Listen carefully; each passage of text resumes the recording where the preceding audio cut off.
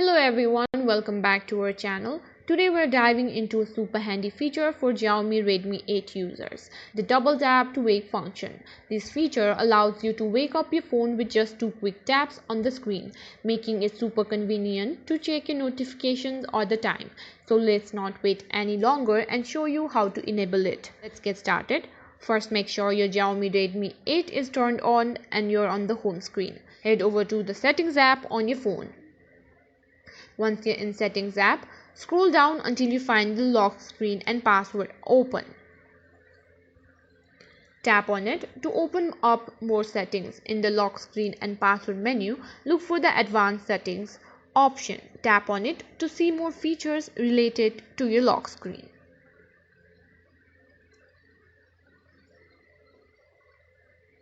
Now you should see the double tap screen to wake option. It might be turned off by default.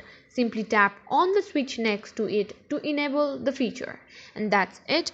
You successfully enabled the double tap to wake feature on your Xiaomi Redmi 8. Now when your phone is asleep, you can double tap the screen to wake it up without needing to press the power button.